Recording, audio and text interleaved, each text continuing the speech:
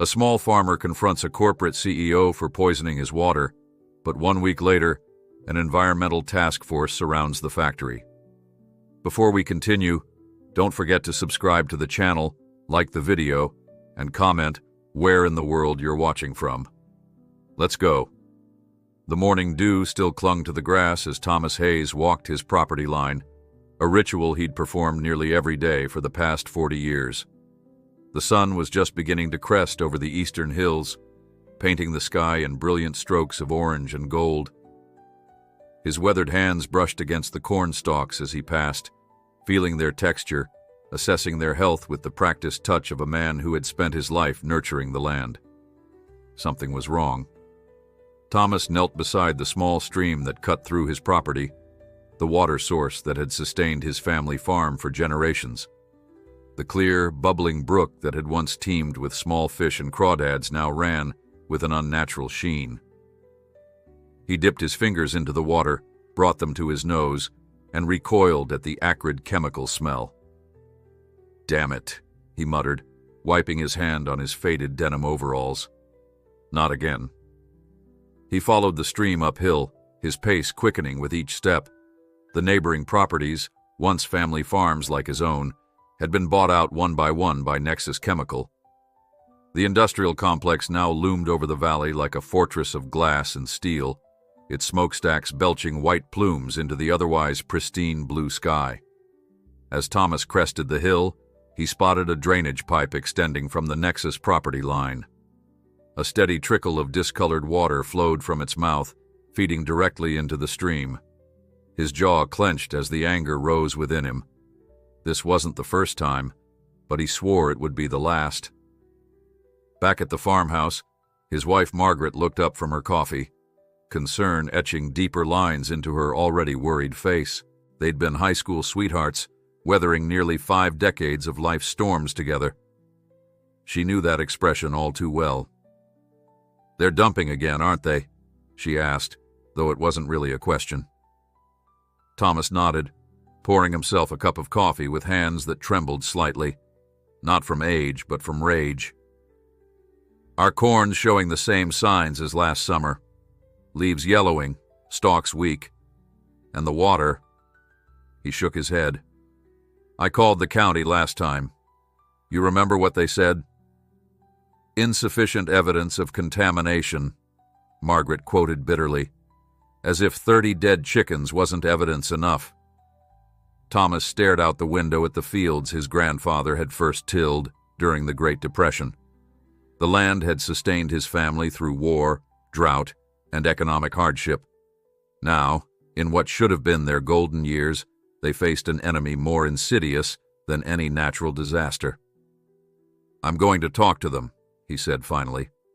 "Not some middleman this time. I want to look the man responsible in the eye."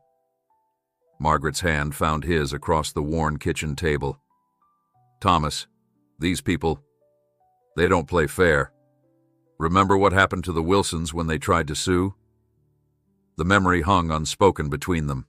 The Wilson family, 3 farms over, had attempted legal action after their well was contaminated. Within months, they were buried in legal fees and forced to sell to Nexus at a fraction of the property's worth. "I'm not going to sue them," Thomas said, his voice steady. "I just want to talk, man to man." The skepticism in Margaret's eyes spoke volumes, but she squeezed his hand nonetheless. "Be careful," was all she said. Thomas drove his old pickup truck into town later that morning, the bed loaded with water samples and wilted corn stalks. His first stop was the local agricultural extension office, where his friend Jim Peterson worked as a soil scientist.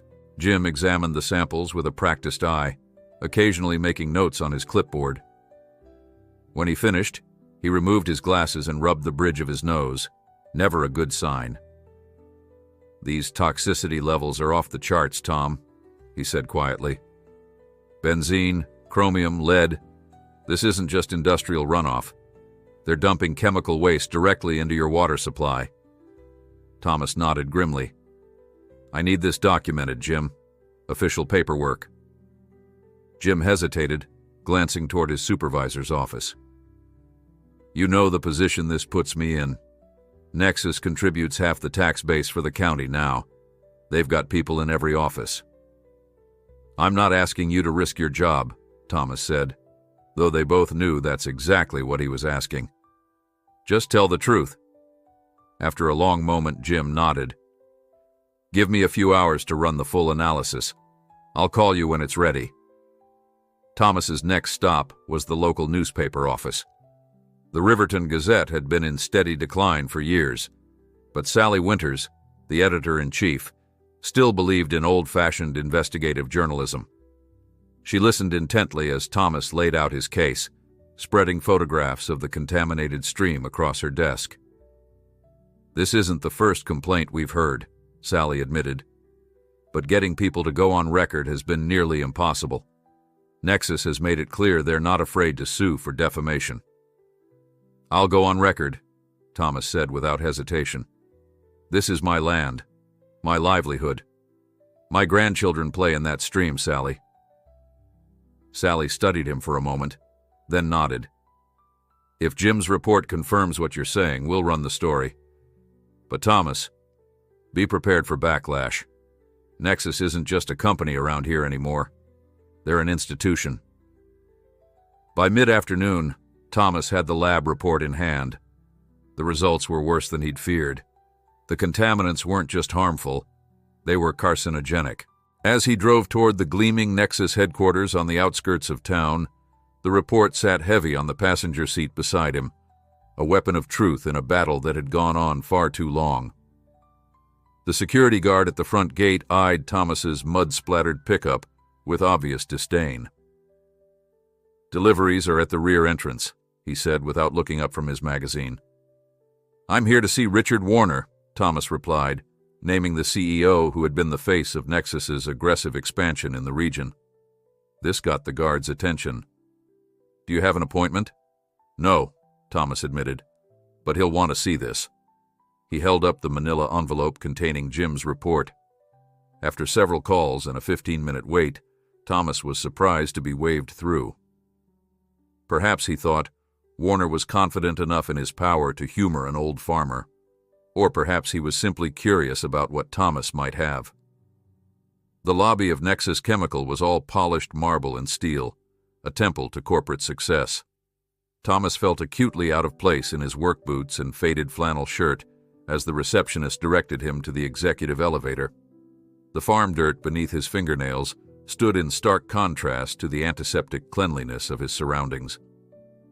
Richard Warner's office occupied the entire top floor, with floor-to-ceiling windows offering a panoramic view of the valley, including, Thomas noted with a twist of irony, his own farm in the distance. Warner himself was younger than Thomas had expected, perhaps in his early 40s, with the polished appearance of a man who had never worked a day outdoors in his life. Mr. Hayes, Warner greeted him, not bothering to stand from behind his massive desk. I understand you have something urgent to discuss. Thomas placed Jim's report on the desk between them. Your company is poisoning my water, Mr. Warner. Not just mine, the whole valley's watershed. Warner didn't reach for the report.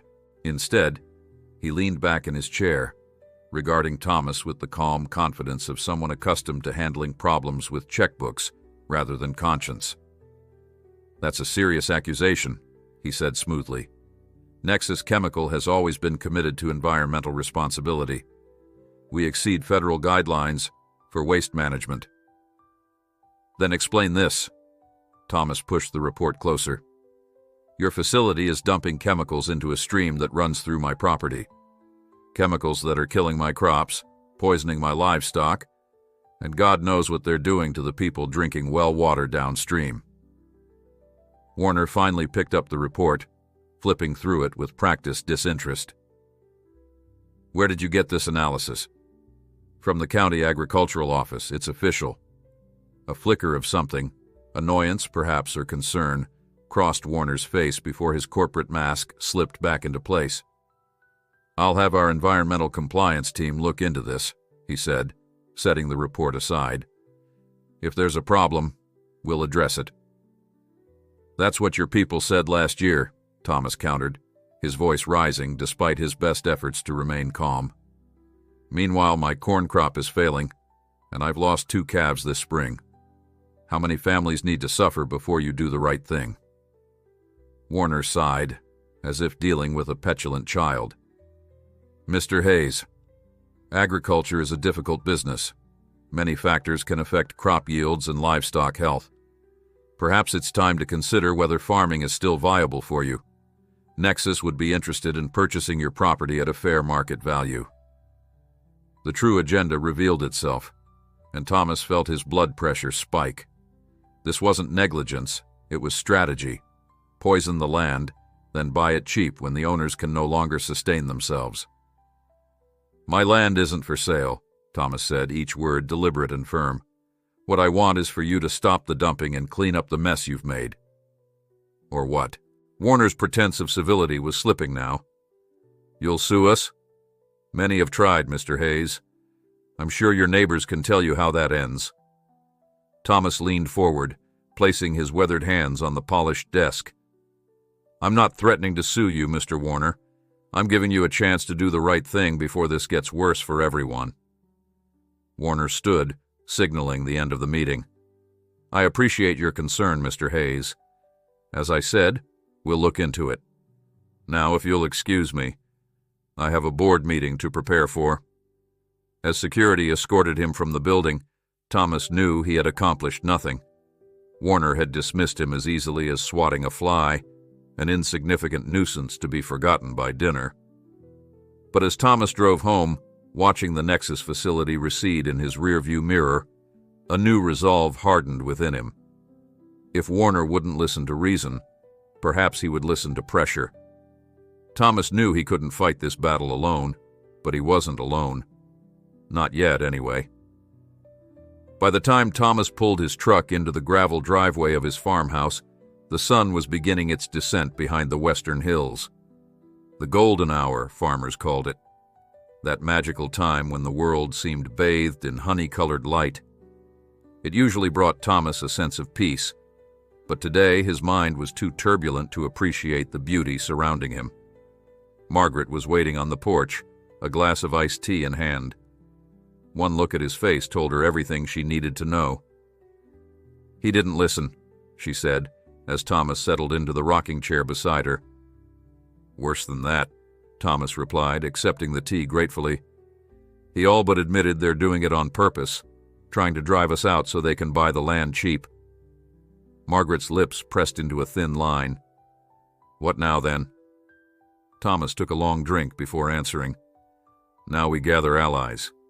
I'm not the only one affected, and I'm certainly not the only one angry." That evening, Thomas made phone calls, first to the remaining independent farmers in the valley, then to the owners of businesses that depended on those farmers. The feed store, the equipment repair shop, the local diner that proudly served farm-to-table meals. By nightfall, a meeting had been arranged for the following evening at the community center. The response exceeded Thomas's expectations. Nearly 60 people packed into the small meeting room, a cross-section of the community that had been slowly dying since Nexus's arrival. Some were farmers like himself, others were parents concerned about their children's health, and several were former Nexus employees who had witnessed questionable practices firsthand, but had been afraid to speak out alone. Jim Peterson was there too, visibly nervous but determined. He'd brought additional copies of his report, along with topographical maps showing how the contamination could spread through the groundwater system. "This isn't just about a few farms," Jim explained, pointing to areas highlighted in alarming red on the map. "The aquifer that supplies drinking water to most of the county runs right under the affected area. If these chemicals reach it in significant concentrations—" "They already have," interrupted a woman Thomas recognized as a nurse from the county hospital. "We've seen a 30% increase in respiratory problems and unusual rashes in children from the valley over the past 2 years. The hospital administration won't acknowledge the pattern, but those of us on the front lines see it." Murmurs of concern rippled through the crowd. A middle-aged man in a plumber's uniform stood up. My cousin worked in waste management at Nexus until last month, he said. He told me they've been falsifying their environmental compliance reports. The EPA inspections are announced weeks in advance, giving them plenty of time to temporarily fix issues. Why hasn't your cousin come forward? Someone asked. Severance package came with a non-disclosure agreement. Break it, and they'll sue him into oblivion. Thomas listened to story after story, each one feeding the growing sense of outrage in the room. When everyone had spoken, all eyes turned to him. He wasn't a natural public speaker, but decades of honest living had given his words a weight that education and polish couldn't match. For generations, this valley sustained us, he began, his voice steady despite his racing heart. The land, the water, they're not just resources to be exploited. They're our heritage and our children's future. Nexus may have money and lawyers, but we have truth on our side. And if enough of us stand together, they'll have to listen. Sally Winters raised her hand. The Gazette will run Jim's findings in tomorrow's edition. It won't just be hearsay anymore. It'll be documented fact. But we need to be prepared for Nexus's response. They won't take this lying down. Let them come, said a farmer named Cal Jennings, whose dairy operation bordered Thomas's property.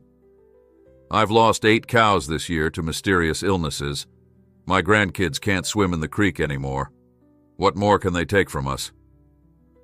The meeting ended with the formation of committees, one to gather additional scientific evidence, another to organize community outreach, and a third to explore legal options. As people filed out, many stopped to shake Thomas's hand or pat him on the back. For the first time since discovering the contamination, he felt a glimmer of hope. That hope was short-lived. The next morning, Thomas received a call from Jim. His voice was shaking. They fired me, Tom. Came in this morning to find security clearing out my desk.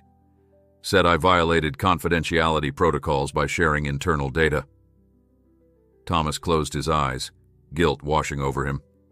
Jim, I'm so sorry. If I had known... Don't apologize, Jim cut him off. I knew the risks, and I'd do it again. Just be careful. These people play hardball. The Riverton Gazette hit newsstands and doorsteps that same morning with the headline, Toxic Truth. Local farm water contaminated by Nexus chemical. By noon, Nexus's PR department had issued a statement dismissing the claims as unsubstantiated allegations based on flawed analysis and threatening legal action against the paper for defamation.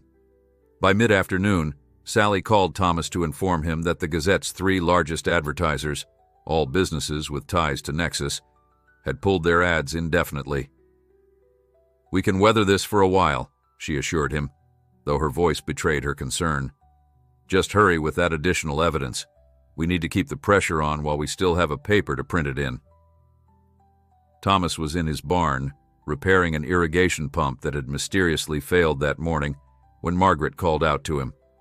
Her voice carried an edge of alarm that made him drop his tools immediately. You need to see this, she said, as he approached the house, pointing toward the road. A procession of expensive cars was making its way up their long driveway, at least 5 vehicles, led by a black SUV with tinted windows. Thomas recognized the Nexus logo on one of them. Call Cal and the others, he told Margaret quietly. Tell them what's happening. Thomas stood on his porch, arms crossed, as Richard Warner himself emerged from the lead SUV.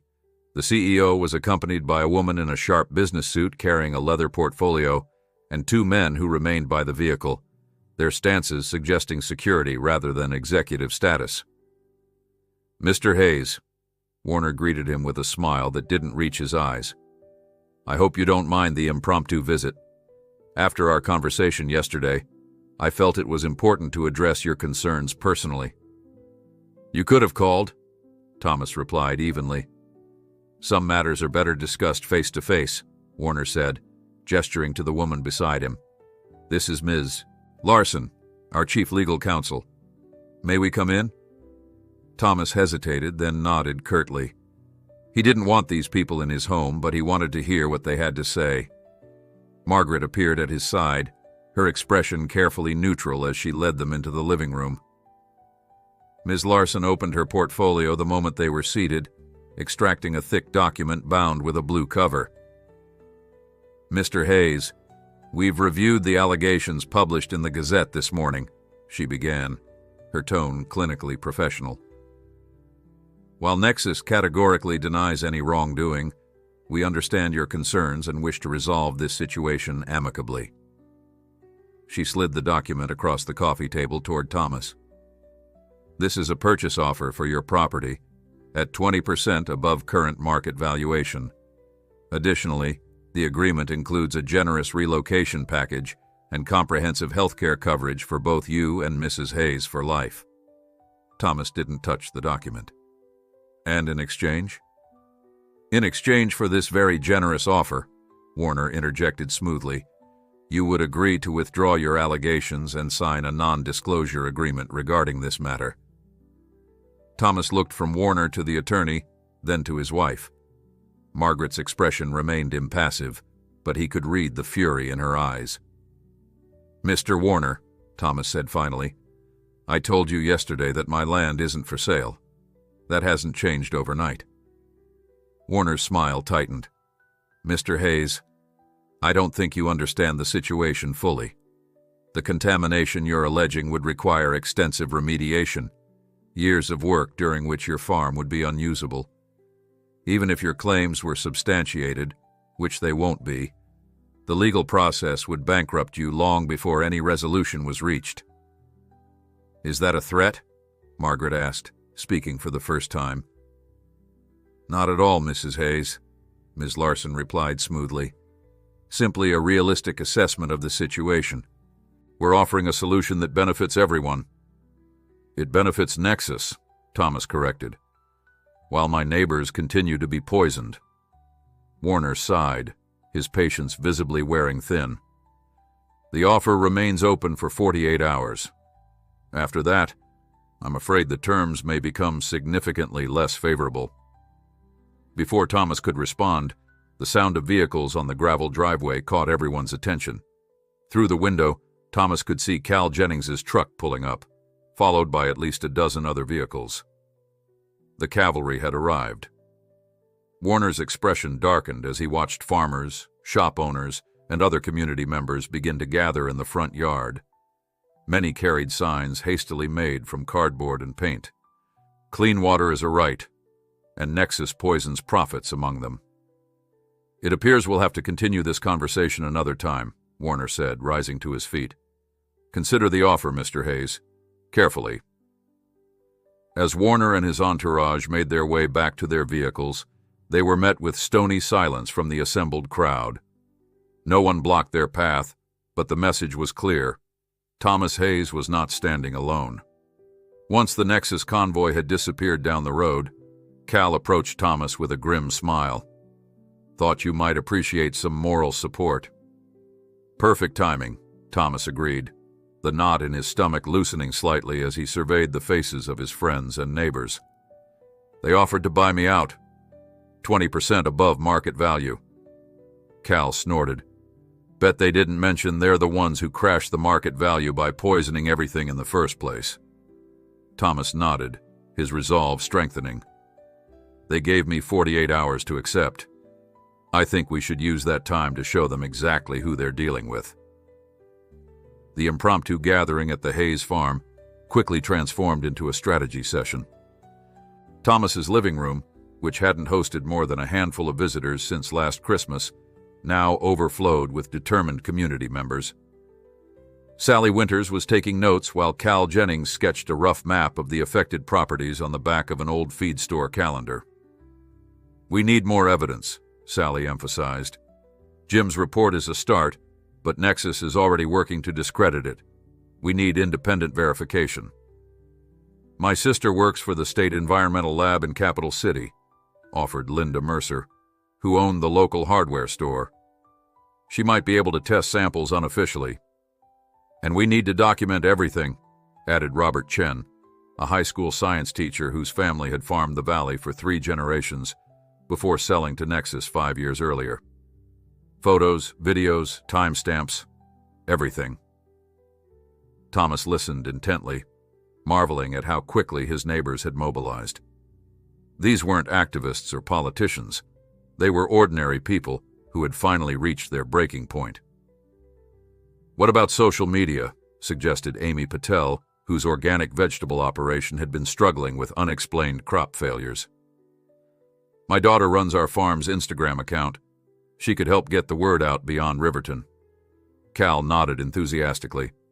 "The more eyes on this, the harder it'll be for Nexus to sweep it under the rug."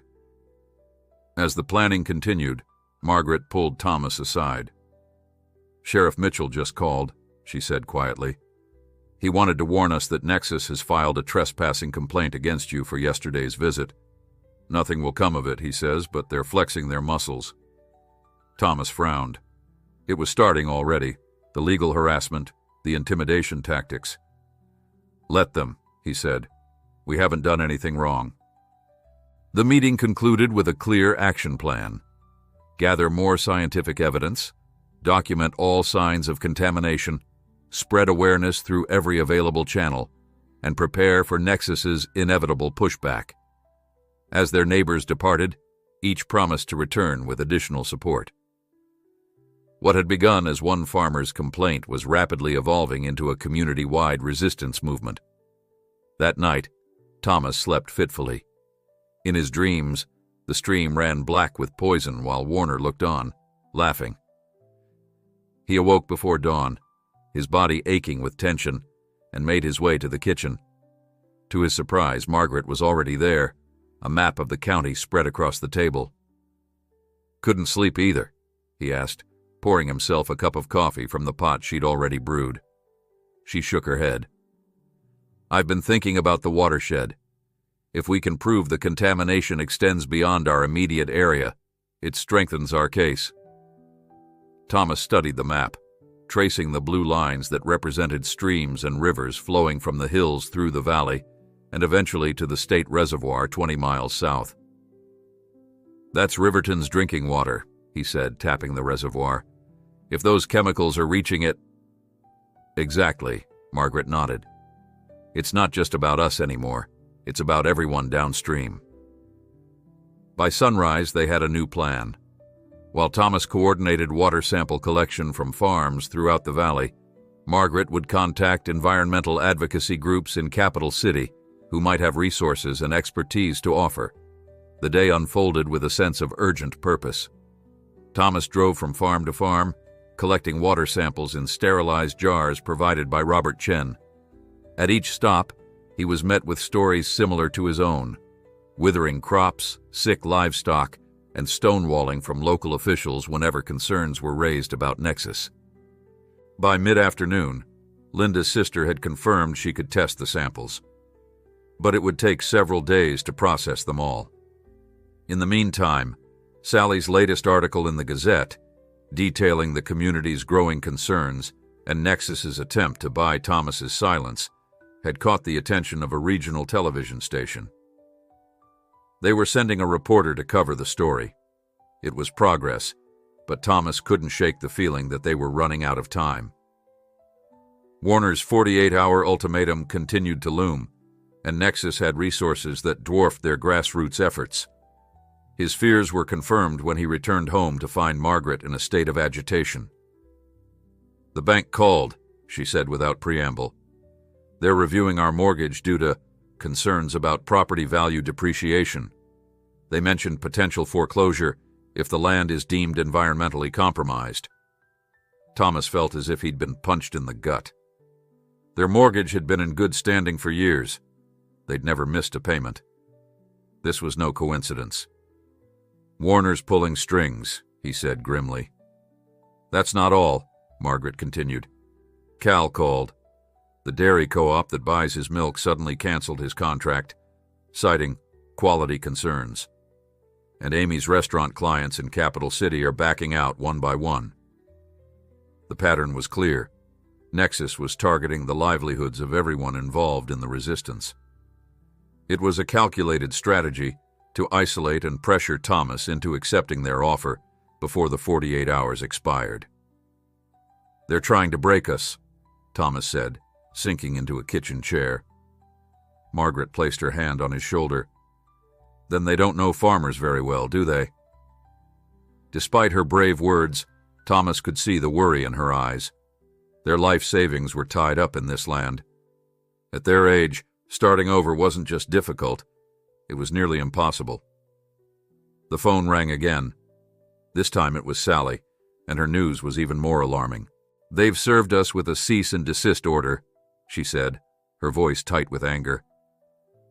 "Claiming our reporting constitutes defamation and tortious interference with their business. They're demanding a retraction and threatening to sue for damages." "Can they do that?" Thomas asked, though he already knew the answer. Nexus had lawyers on retainer who specialized in silencing opposition. "They can try," Sally replied, a defiant edge to her voice. "Our publisher is spooked, but I'm not backing down. We printed the truth, and I stand by it." After hanging up, Thomas stepped onto the porch, needing a moment to clear his head. The evening sun cast long shadows across his fields that might not be his much longer if Nexus had their way.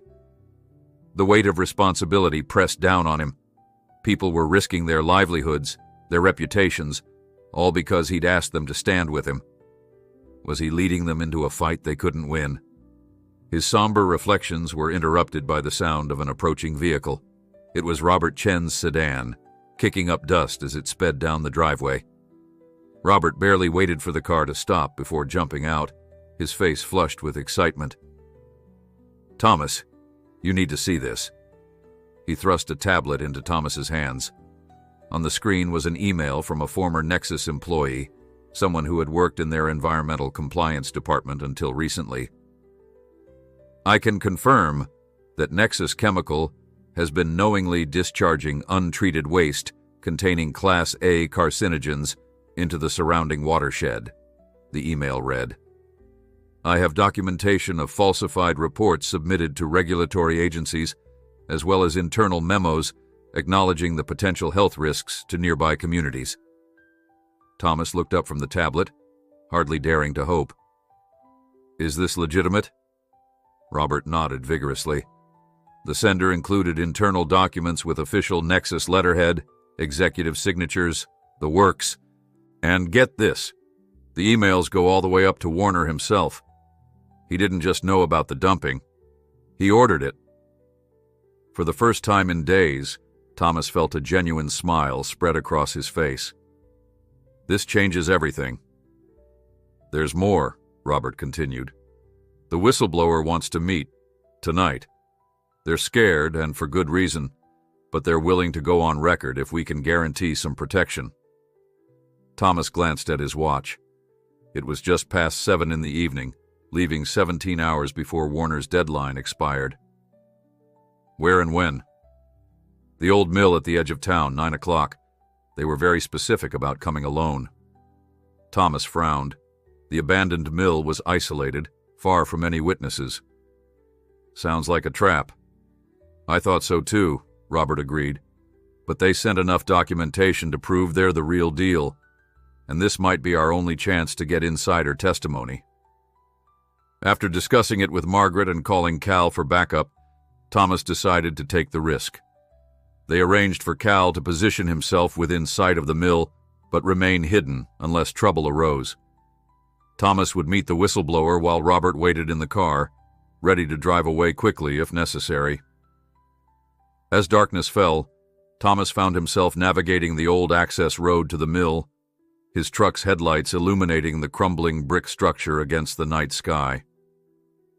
The place had been abandoned for nearly 2 decades, since cheaper foreign imports had decimated the local textile industry. Its broken windows and graffiti-covered walls projected an eerie, forsaken atmosphere, the perfect setting for a clandestine meeting. Or an ambush. Thomas parked where Robert had indicated and checked his phone. No signal, as expected in this remote location. He was truly on his own now. With a deep breath, he grabbed his flashlight and stepped out into the cool night air, every sense alert for danger. The mill's massive door creaked as he pushed it open, the sound echoing through the cavernous interior. Moonlight filtered through holes in the roof, casting weird shadows among the rusted machinery. Thomas swept his flashlight across the space, searching for any sign of the whistleblower or a trap. "Hello?" he called out, his voice bouncing off the walls. "I got your message. I'm here to talk." For several long moments there was nothing but silence. Then, from the shadows near what had once been the foreman's office, a figure emerged. "Mr. Hayes," said a woman's voice, quiet but clear. "Thank you for coming. I have information that I think you'll find very valuable." The woman stepped further into the moonlight, allowing Thomas to see her for the first time. She was younger than he'd expected, perhaps in her early 30s, with dark hair pulled back in a tight ponytail. Her business attire seemed out of place in the decrepit mill, but the fear in her eyes was unmistakable. "My name is Diana Mercer," she said, her voice steadier now. "Until last week, I was Assistant Director of Environmental Compliance at Nexus." Thomas lowered his flashlight to avoid blinding her. "Linda's cousin? From Capital City?" Diana nodded. "Linda reached out after she heard I'd left Nexus. She didn't know why I quit, but she thought maybe—" She trailed off, glancing nervously toward the door. "Are you alone?" "I have friends nearby," Thomas replied carefully, "but they won't interfere unless there's trouble." This seemed to reassure her slightly. She reached into her bag and withdrew a flash drive. "Everything's on here. Internal memos, falsified test results, direct orders from Warner to cut corners on waste treatment. There's a paper trail going back 3 years. Thomas accepted the flash drive, turning it over in his weathered hand. Such a small thing to carry such damning evidence. "Why are you doing this? Why now?" Diana's professional composure cracked, revealing the emotional turmoil beneath. "I was hired to ensure compliance, to protect people and the environment. Instead, I was ordered to cover up violations, to look the other way while they poisoned an entire community." Her voice broke. "I have a nephew with leukemia. He's 7. His family lives downstream from the plant." The personal cost of Nexus's actions suddenly had a face, and Thomas felt a renewed surge of determination. "This evidence, will it stand up in court?" "It should. I've included authentication metadata for the documents, dates, times, digital signatures. Warner was careful, but not careful enough." Thomas pocketed the flash drive. "What happens to you after this comes out? Won't they know it was you?" Diana smiled bitterly. "Almost certainly. That's why I'm leaving the state tonight. I've already sold my condo, resigned my position. By tomorrow, I'll be—" The sound of breaking glass cut her off mid-sentence. They both froze, listening. Footsteps echoed from the far side of the mill, heavy and purposeful. "We're not alone," Thomas whispered, instinctively moving in front of Diana. "Security," she hissed. "Nexus has its own private force. They must have followed me." Thomas grabbed her arm and pulled her toward a rusted staircase leading to the mill's second level. "This way, quickly." They ascended as quietly as possible, the ancient metal groaning beneath their weight. From their elevated position, Thomas could make out 2 figures moving through the mill's main floor, powerful flashlights sweeping methodically across the space they had just vacated. "Check upstairs," a gruff voice commanded. "They can't have gone far." Diana's face had gone pale. "If they find us, they won't," Thomas assured her, though his heart was pounding. He gestured toward a narrow catwalk that spanned the length of the mill, connecting to a fire escape on the far wall. "We need to reach that exit." The catwalk looked precarious, its metal grid flooring rusted through in places. But the alternative was worse. As the security guards began ascending the stairs, Thomas and Diana crept onto the catwalk, moving as quickly as they dared while testing each step for stability. They were halfway across when one of the guards spotted them. "There!" he shouted, his flashlight beam finding them in the darkness. Thomas heard the unmistakable sound of a gun being drawn. "Run!" he urged Diana, pushing her ahead of him. They sprinted the remaining distance, the catwalk swaying alarmingly beneath them. A shot rang out, the bullet ricocheting off metal somewhere to their left. Diana screamed but kept moving. They reached the fire escape just as a second shot echoed through the mill. Thomas felt a searing pain in his upper arm but ignored it, focusing on getting Diana safely down the rusted metal stairs. The fire escape creaked and swayed, threatening to tear away from the wall with each step, but somehow held. When they reached the ground, Thomas grabbed Diana's hand and pulled her into the dense woods that bordered the mill property. They ran blindly through the underbrush, branches whipping at their faces.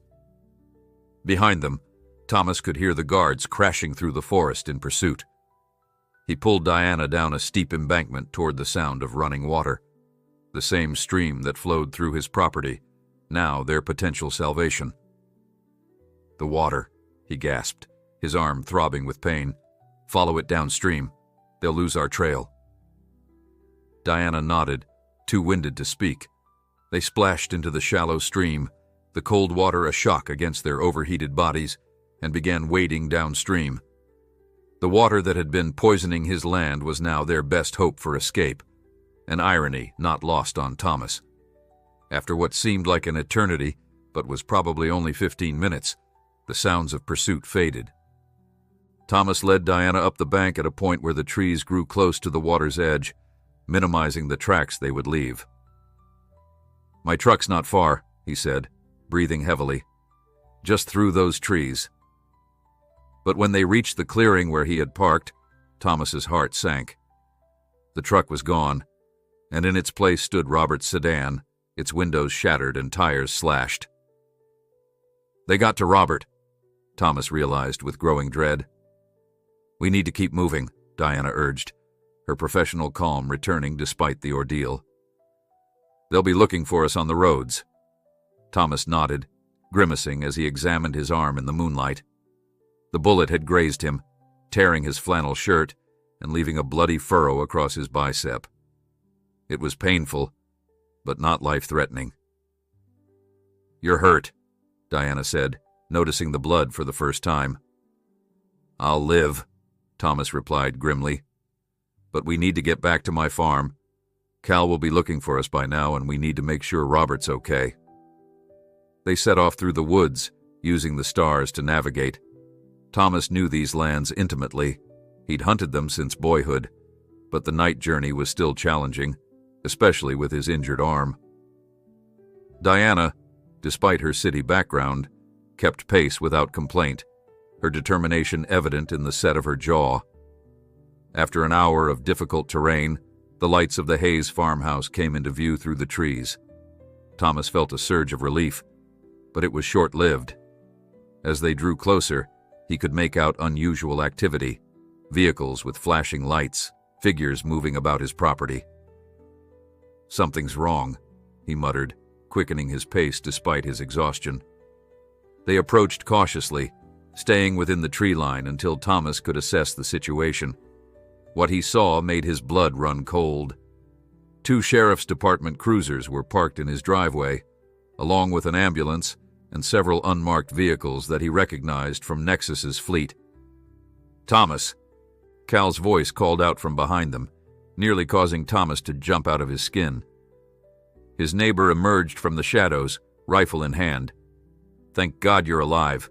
We've been searching everywhere." "What's happening at my house?" Thomas demanded. "Is Margaret okay?" Cal's expression grew grave. "Margaret's fine, but Robert's been hurt. Those security thugs ran him off the road when he tried to get help. He's got a concussion, but the paramedics say he'll recover." "And the sheriff? What's he doing there?" "That's the thing," Cal said, lowering his voice. "Warner showed up with some hotshot lawyer, claiming you assaulted his security personnel. They're waiting to arrest you." Thomas felt a wave of anger and disbelief. "That's absurd. His men shot at us. They could have killed us." Cal nodded toward Diana. "Is this the whistleblower? Did you get the evidence?" "Yes to both," Thomas confirmed, patting his pocket where the flash drive rested securely. "This is Diana Mercer. She has proof of everything. The dumping, the cover-up, Warner's direct involvement." Then we need to get you both somewhere safe until we can go public with it, Cal said decisively. My brother-in-law has a cabin about 30 miles north of here. No one knows about it except family. Thomas hesitated, looking toward his farmhouse. The thought of leaving Margaret to face Warner and his cronies alone was unbearable. I need to let Margaret know I'm okay. I can get a message to her, Cal assured him. But if you show up now, they'll arrest you, and that flash drive will mysteriously disappear before anyone can see what's on it. Diana, who had been silent until now, spoke up. He's right, Mr. Hayes. Warner is desperate. He knows what I took, and he'll do anything to get it back and discredit us. Thomas knew they were right, but the decision still tore at him. Everything in his nature rebelled against running, against leaving his home and wife behind. But this wasn't just about him anymore. The evidence Diana had risked her career, perhaps even her life, to provide could protect countless families from Nexus's poison. All right, he said finally. But I need something from the barn first, something Warner won't be expecting. Cal raised an eyebrow questioningly. Insurance, Thomas replied grimly, in case things get worse before they get better. Cal led them through the woods, skirting the edge of Thomas's property until they reached the back of the barn. The structure was dark and seemingly unattended. Warner's attention focused on the house where he expected Thomas to return. Wait here, Cal whispered, disappearing into the shadows to scout ahead. Thomas turned to Diana, who was shivering slightly in the night air, her business clothes ill-suited for their woodland trek. You okay? She nodded, though her exhaustion was evident. Never thought my environmental compliance career would involve running through forests at night being shot at. Despite the gravity of their situation, Thomas couldn't help but smile. Farm life's full of surprises. Cal returned moments later. All clear. They've got men watching the house, but nobody's guarding the barn. We need to move fast, though. They slipped inside, Thomas immediately heading toward the back corner where an old feed bin stood. He moved it aside to reveal a trapdoor, the wood worn smooth from years of use. Diana watched curiously as he lifted it, revealing a small underground storage space. Root cellar, Thomas explained. Been here since my grandfather's time. From the hidden compartment, he retrieved a waterproof case about the size of a shoebox and a sealed envelope. He tucked both into a weathered backpack that hung on a nearby hook, then added a first aid kit, a flashlight, and several bottles of water. What's in the case? Diana asked. Like I said, insurance, Thomas replied, offering no further explanation. Cal, I need you to get a message to Margaret. Tell her I'm safe and that she should contact Sally at the Gazette. The code phrase is, "The North Field needs rain." She'll understand. Cal nodded. I'll take care of it. You two head for my truck. It's parked down the service road about half a mile that way. He pointed west. Keys are under the mat. Get to the cabin and stay there until I contact you. Thomas clasped his friend's hand. Thank you, Cal. Be careful. You're the one with a bullet graze, Cal replied. Now go. Thomas and Diana slipped back into the night, moving as quietly as possible through the underbrush. Diana stumbled occasionally on the uneven ground, but Thomas steadied her with his good arm, guiding her through the darkness with the confidence of someone who knew every tree and ditch by heart. When they reached Cal's truck, Thomas took a moment to properly examine his injury. The bullet had torn through flesh but missed anything vital. Using the first aid kit, Diana helped clean and bandage the wound as best she could. You need antibiotics, she said, her face pinched with concern, and probably stitches. It'll have to wait, Thomas replied, wincing as she tightened the bandage. Right now, we need to get that evidence somewhere safe. The drive to the cabin took nearly an hour, much of it on unpaved back roads to avoid potential roadblocks. Thomas navigated from memory, having visited Cal's brother-in-law once years earlier for a hunting trip. The cabin was remote, accessible only by a narrow dirt track that wound through dense forest, before opening onto a small clearing overlooking a lake. No electricity, Thomas warned as they approached the dark structure. But there should be propane for the lights and stove. The cabin was basic but comfortable. One main room with a kitchenette and fireplace, plus a small bedroom. Diana immediately set about lighting the propane lamps, while Thomas checked the perimeter, securing doors and windows. His arm throbbed relentlessly, but he pushed the pain aside, focused on their immediate safety. When he returned inside, Diana had found a dusty first aid kit with actual antiseptic and proper bandages. "Sit," she ordered, pointing to a wooden chair by the fireplace. "That field dressing won't hold." Thomas complied, too exhausted to argue. As she carefully cleaned his wound, he found himself studying her face in the soft lamplight. The corporate professional was gone, replaced by a woman whose determination matched his own. "Why environmental compliance?" he asked, partly to distract himself from the pain as she worked. "Seems like a job that would put you at odds with companies like Nexus." Diana's hands remained steady as she applied antiseptic that stung like fire. "That was the point. My father worked in a chemical plant in Texas. Died of liver cancer when I was 12. The company knew about the toxic exposure but covered it up." She secured a fresh bandage over his wound. "I wanted to make sure that didn't happen to other families." "And instead you found yourself helping it happen," Thomas observed. "Not by choice," she replied sharply, then softened. "But yes, that's why I had to get out. Had to do something." With his injury redressed, Thomas retrieved the flash drive from his pocket. "Let's see exactly what you've got." Diana produced a laptop from her bag, sleek, modern, and incongruous in the rustic cabin. "Battery's at 60%. No Wi-Fi here, obviously, but we don't need it to review the files."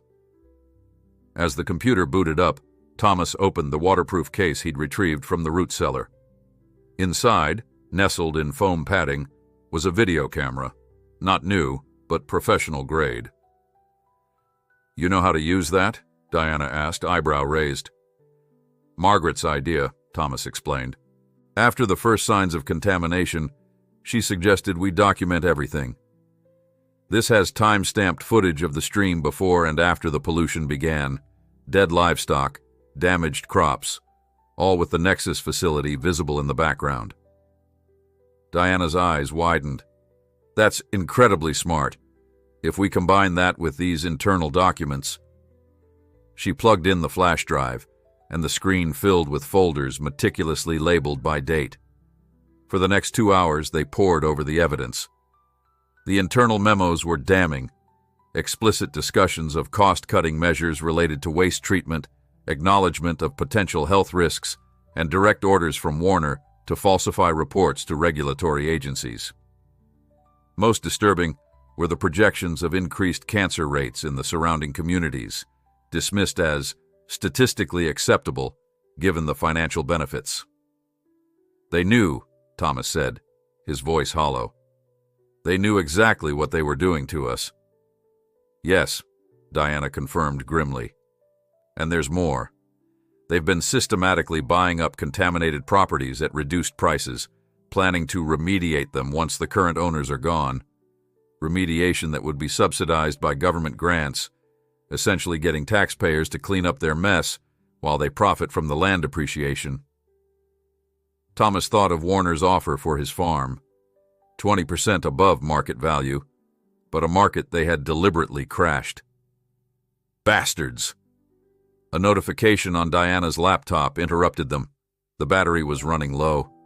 She quickly copied the most crucial files to a second flash drive she had brought as backup, then shut down the computer. "We should rest," she suggested, the exhaustion of their ordeal finally catching up with her. "Tomorrow we need to figure out how to get this evidence to the right people before Nexus can stop us." Thomas nodded, though he doubted sleep would come easily. His thoughts were with Margaret, facing Warner's intimidation alone. But he trusted Cal to deliver his message, and he knew his wife was tougher than most gave her credit for. "You take the bedroom," he told Diana. "I'll keep watch out here." As Diana disappeared into the small bedroom, Thomas settled into a chair by the window, his mind racing with plans and contingencies. The flash drive in his pocket and the video camera beside him contained enough evidence to bring Nexus to its knees, but only if they could get it into the right hands before Warner's resources silenced them. Back at the Hayes farm, Margaret sat stoically at her kitchen table, facing Richard Warner across the polished wood surface. Sheriff Mitchell stood uncomfortably to one side, clearly conflicted about his role in the situation. "Mrs. Hayes," Warner said, his tone professionally sympathetic, "I understand this is difficult, but your husband assaulted my security personnel. They were simply doing their job, monitoring a property we have reason to believe was being used for industrial espionage against Nexus." Margaret's expression remained impassive. "My husband doesn't assault people, Mr. Warner, and your security men aren't police. They had no business on private property with guns." "They're licensed professionals, ma'am," the sheriff interjected gently. "And we have witnesses who saw Mr. Hayes at the old mill with a woman who recently resigned from Nexus after accessing confidential files." "Witnesses who work for Nexus, I assume," Margaret replied coolly. Warner leaned forward, dropping the sympathetic act. "Mrs. Hayes, this situation can still be resolved amicably. Tell us where your husband has gone, return any materials he may have taken from our former employee, and our offer to purchase your property still stands, along with our willingness to drop all charges." "I don't know where my husband is," Margaret said truthfully, "but I do know that when Thomas makes up his mind about what's right, he doesn't back down." "Neither do I." Warner's carefully controlled facade cracked slightly, revealing the frustration beneath. "You should consider your position carefully. Your mortgage is under review, your husband is facing criminal charges, and I doubt your farm can survive another season with its current water quality issues."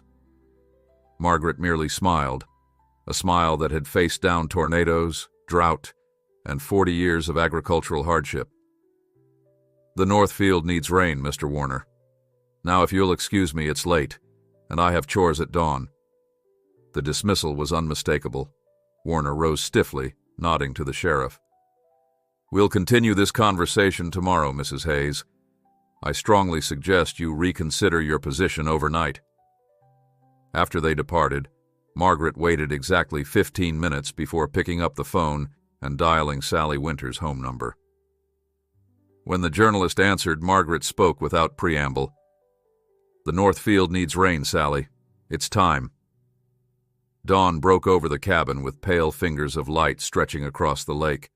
Thomas, who had dozed fitfully in the chair by the window, stirred at the sound of movement in the kitchenette. Diana had found a canister of coffee and was heating water on the propane stove.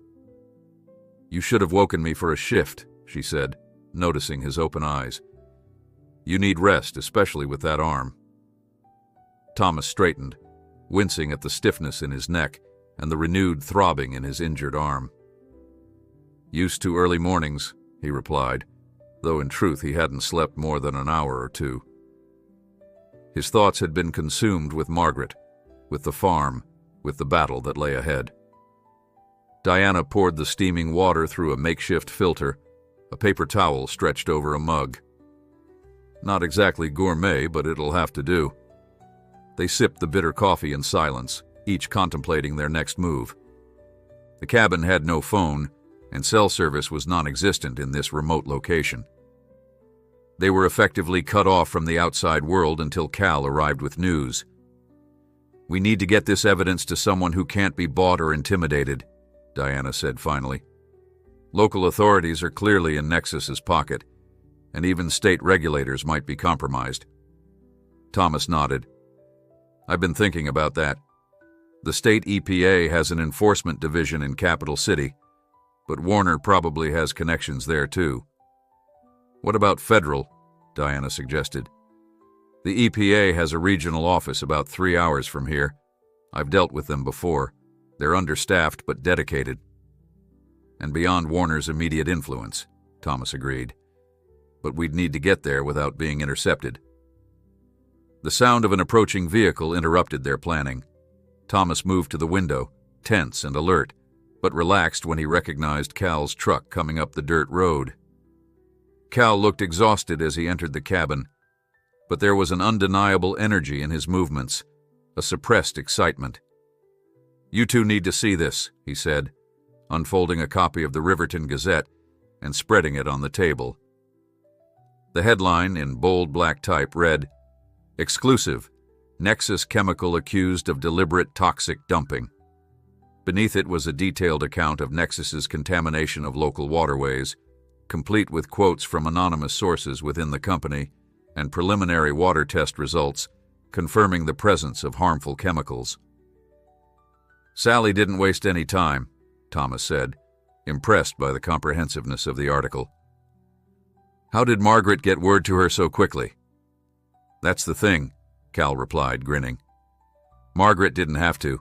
Sally had already filed the story before Warner showed up at your place. When she got Margaret's call, she'd just learned that the publisher was trying to kill the piece under pressure from Nexus. So she went rogue, sent it directly to the printer, and called in every favor she had with the press crew to run it before anyone could stop them." Diana was scanning the article with professional interest. "This is good, but it doesn't include the internal documents I brought. It's still mostly allegations at this point." "That's just phase 1, Cal assured her. "Sally's got a plan. This story is making enough noise that bigger outlets are picking it up. She's arranging for you both to meet with a reporter from the Capital City Tribune, Pulitzer winner, completely incorruptible. But we need to move fast. Warner's on the warpath." "How's Margaret?" Thomas asked, the question that had been burning in him since they fled. Cal's expression softened. "She's a rock, Thomas.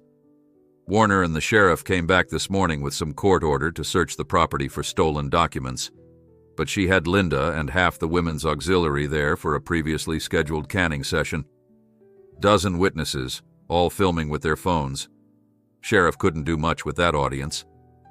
Thomas felt a surge of pride. Margaret had always been the strategist in their partnership. "And Robert?" Diana asked. "Is he okay?" "Released from the hospital this morning. Concussion's not as bad as they feared, but he's pressing charges against the Nexus security guys who ran him off the road. Got witnesses, too. Couple of teenagers who were parked at the old lookout point saw the whole thing." Thomas absorbed this information, feeling the tide beginning to turn.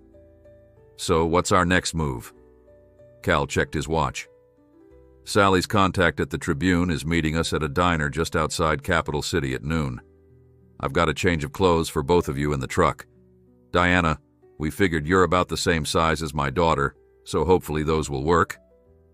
"What about Nexus?" Thomas asked. "They'll be watching the roads." "Already thought of that," Cal replied. "We're taking back roads, and you'll be riding in the back of Linda's produce van. She's making her regular delivery run to the farmer's market in Capital City. Does it every week, so it won't raise any flags." The plan was solid, Thomas had to admit. But one crucial piece was missing. "And Margaret? I need to know she's safe." "Amy's staying with her, and so are a couple of the guys from the co-op," Cal assured him. "Warner can't touch her without witnesses now. The whole community's rallied around this, Thomas. Your stand has become everyone's fight." They spent the next hour preparing for the journey. Thomas examined the documents on Diana's laptop one more time, identifying the most damning evidence to highlight for the Tribune reporter. Diana reorganized the files for maximum impact, creating a clear narrative of corporate malfeasance that even a non-specialist could follow. As they packed up to leave, Thomas felt the weight of the waterproof case in his backpack. The video evidence he and Margaret had collected might seem amateur compared to Diana's corporate documents, but it provided something equally powerful: the human impact of Nexus's actions, captured in stark, undeniable imagery. Linda's produce van was waiting at the end of the dirt road, Cal's truck nowhere in sight. He'd driven ahead to ensure their route was clear. Linda, a stout woman with calloused hands and kind eyes, greeted them with the practical efficiency of someone used to solving problems. "There's a false bottom in the cargo area," she explained, sliding back a panel to reveal a narrow space among crates of vegetables. "Not comfortable, but it'll get you past any checkpoints." Thomas eyed the tight space dubiously. "Both of us?" "Afraid so," Linda replied. "It's only for about 20 minutes through the main checkpoint on County Road 16. After that, you can sit proper in the back. With the produce." Diana, already changed into jeans and a flannel shirt that made her look remarkably like a local, nodded resolutely. "We've come this far. A little discomfort won't stop us now." The journey was indeed uncomfortable, especially for Thomas with his injured arm, but they passed the checkpoint without incident.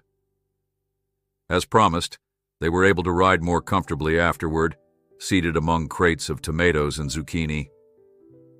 "Never thought I'd be smuggled out of my own county like contraband," Thomas remarked, attempting to find humor in their situation. Diana managed to smile.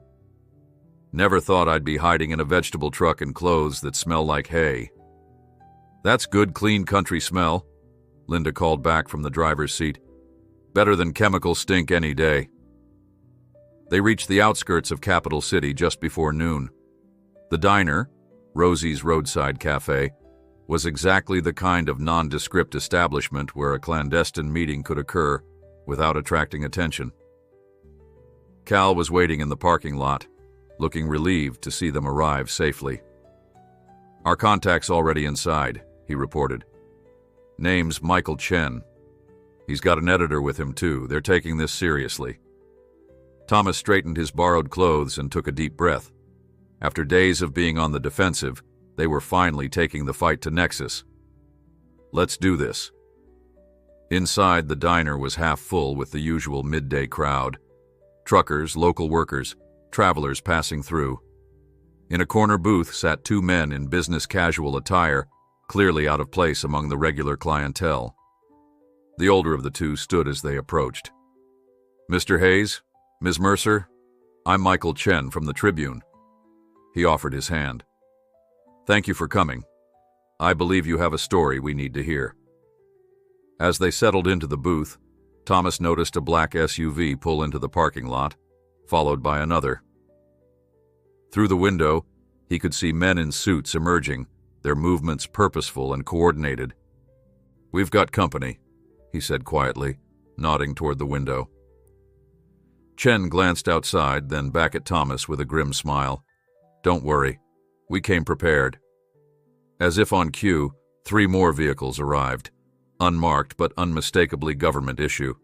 Men and women in windbreakers emblazoned with EPA enforcement began approaching the diner. "I took the liberty of calling in some federal friends," Chen explained. "After reviewing the evidence Ms. Winters forwarded from your wife, they were quite interested in speaking with all of us." Thomas watched through the window as the Nexus men were intercepted by the EPA agents, their expressions shifting from confidence to confusion. For the first time since this ordeal began, he allowed himself to feel something close to hope. The next 2 hours passed in a blur of introductions, evidence presentations, and intense discussions.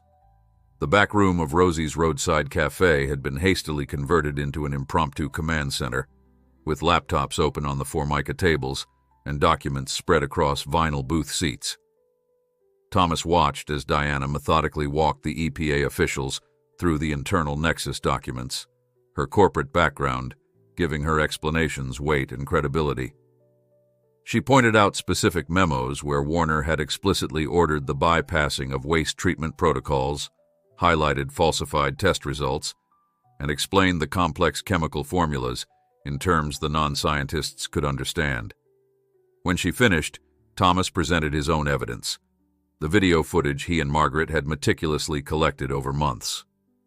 The images of dead fish floating belly up in the once clear stream, withered crops in fields adjacent to Nexus discharge points, and livestock suffering from unexplained ailments provided visceral impact that even the most damning corporate document couldn't match. "This isn't just about environmental regulations," Thomas explained, his voice steady despite his exhaustion. "These are our lives, our livelihoods. That land has been in my family for 4 generations. We can't just walk away." Angela Ramirez, the lead EPA enforcement officer, nodded gravely as she reviewed the evidence. "Mr. Hayes, Ms. Mercer, what you've provided here constitutes one of the most clear-cut cases of deliberate environmental crime I've seen in 15 years with the agency." "So you'll act on it?" Cal asked bluntly. "Because local authorities haven't exactly been rushing to help." "We're already acting," Ramirez confirmed. "As we speak, EPA teams are securing the Nexus facility with federal warrants. No one touches anything. No one destroys any evidence. The facility is effectively locked down." Michael Chen, the Tribune reporter, had been typing furiously throughout the presentations. "This story goes beyond local pollution," he observed. "It's about corporate power, regulatory capture, and the struggle of communities against industrial interests. The Tribune is prepared to run with this as our lead story tomorrow, and I've already contacted colleagues at national outlets." "Warner won't go down without a fight," Diana warned. "He has political connections, a team of high-powered lawyers, and significant financial resources." "Let him fight," Ramirez replied with the confidence of someone who had taken on corporate giants before. "The law is clear on this matter, and the evidence is overwhelming." Thomas was about to respond when his borrowed cell phone rang. Cal had given it to him for emergencies. The screen showed Linda's number. "Thomas," Linda's voice was tight with urgency.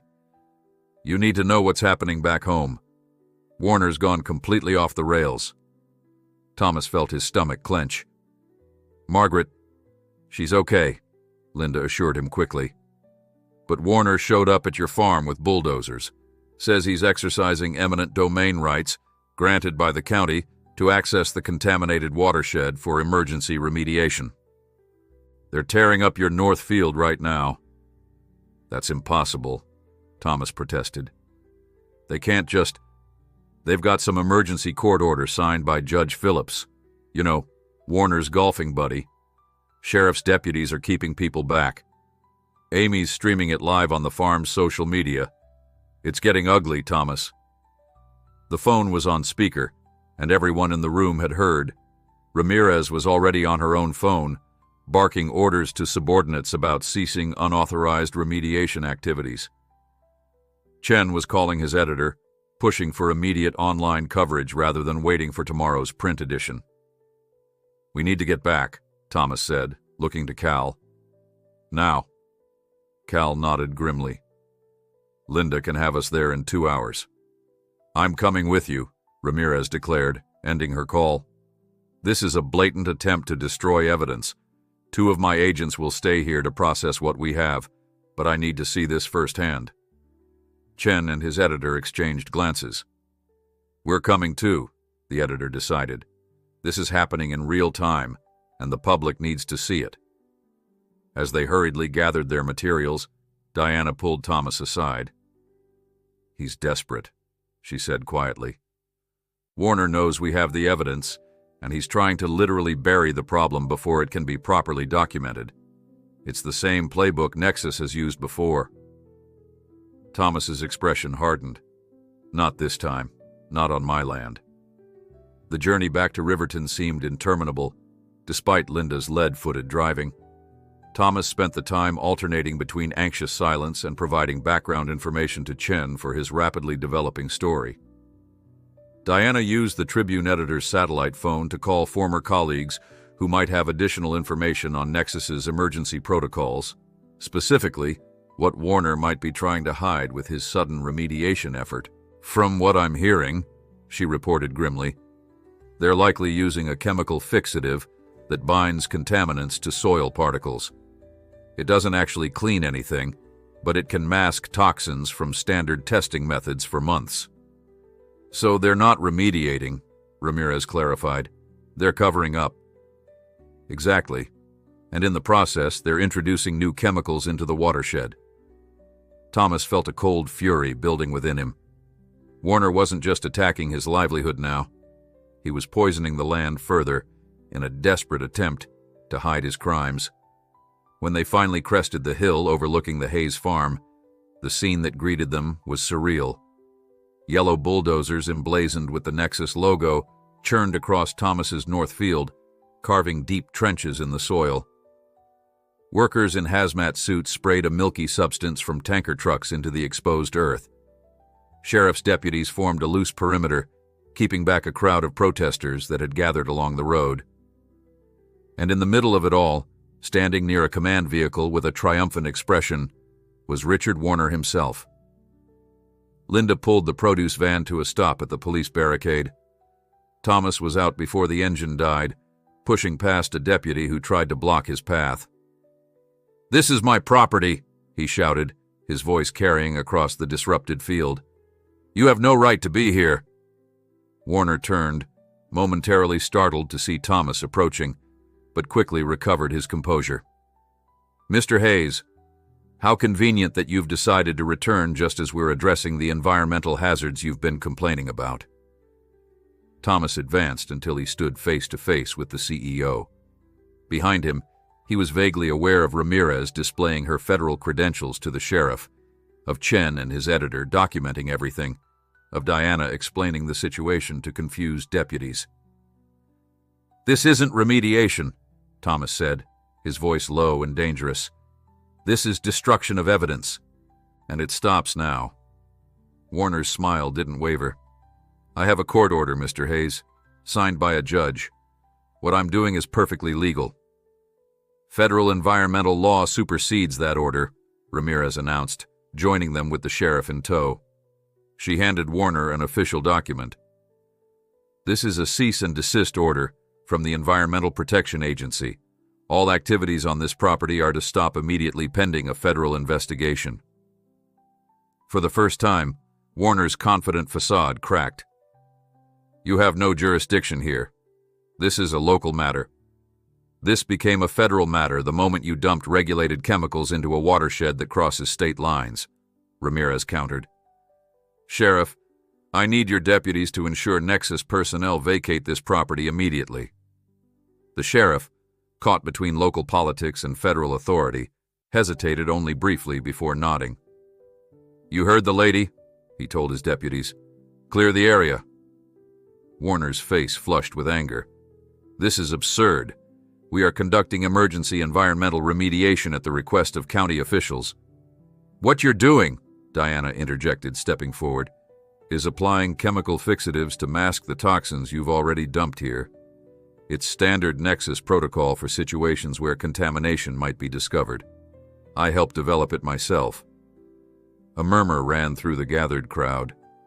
Chen was capturing everything, his editor transmitting real-time updates to the Tribune's website. Warner's eyes narrowed as he recognized Diana. "Ms. Mercer, I might have known you'd be involved in this fabricated crisis. Your breach of confidentiality will cost you your career and likely your freedom." "No, Mr. Warner," she replied calmly. "Your criminal negligence will cost you yours." As the bulldozers ground to a halt and the hazmat teams began to withdraw under the watchful eyes of deputies, Margaret emerged from the farmhouse. She crossed the yard with purposeful strides, ignoring Warner completely as she approached her husband. "You're hurt," she said simply, noting the bandage visible beneath his rolled-up sleeve. "I'm okay," Thomas assured her, feeling a profound relief at seeing her unharmed. "I'm sorry I couldn't—" "You did exactly what needed to be done," she interrupted, squeezing his hand. Then, with a steely glance at Warner, she added, "And so did I." Thomas followed her gaze to the farmhouse porch, where a group of neighbors had set up a makeshift media center.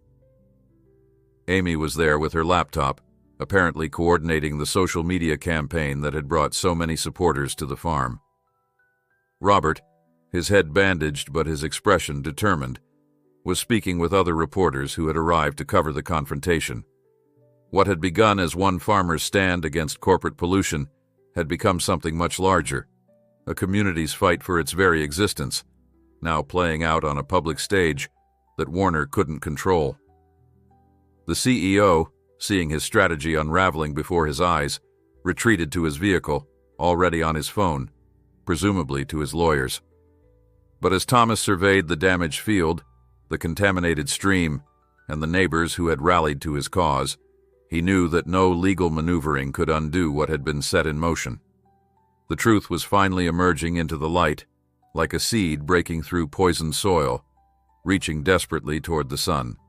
The next morning dawned with an unusual flurry of activity at the Hayes farm. EPA teams in white Tyvek suits methodically collected soil and water samples from across the property, paying particular attention to the north field, where Warner's remediation efforts had been halted. Photographers documented every inch of disturbed land, every withered plant, every section of discolored stream. Thomas sat at the kitchen table with Margaret, watching the proceedings through the window, while Agent Ramirez explained what would happen next. "We've established a perimeter around the affected watershed," she said, indicating points on a map spread before them. "No one enters without authorization. Not Nexus, not county officials, not even locals, unless they're part of the investigation." "How long will this take?" Margaret asked, pouring more coffee for everyone. The kitchen had become an impromptu headquarters, with agents coming and going, phones ringing constantly, and neighbors dropping by with food and offers of assistance. "The preliminary investigation?" "Days, not weeks," Ramirez replied.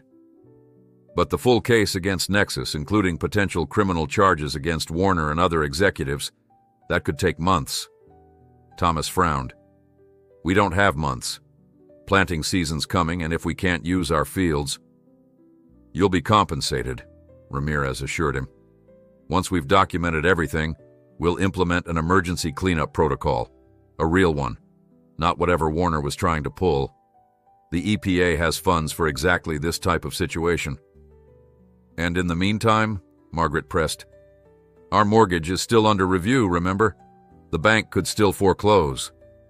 Ramirez smiled for the first time since they'd met her. "That's being addressed as we speak. One of my colleagues is meeting with your bank's regional manager right now, explaining the federal implications of foreclosing on a property that's part of an environmental crimes investigation. I suspect they'll suddenly find your mortgage to be in excellent standing." The doorbell rang, and Margaret rose to answer it. She returned a moment later with Michael Chen, who looked as if he hadn't slept at all. "The story's everywhere," he announced without preamble, dropping a stack of newspapers on the table. The Tribune's headline, "Corporate Poisoning, Nexus Chemical Exposed," was prominently displayed, but it was just one of many. National outlets had picked up the story overnight, each adding new angles: corporate malfeasance, regulatory failure, environmental justice, David versus Goliath. "Warner's in full damage control mode," Chen continued, accepting the coffee Margaret offered.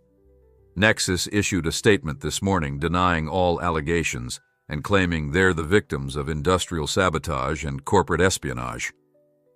"That's absurd," Diana said from the doorway. She had spent the night in the Hayes' spare bedroom, too valuable to the investigation to be anywhere else. "Their own internal documents prove otherwise."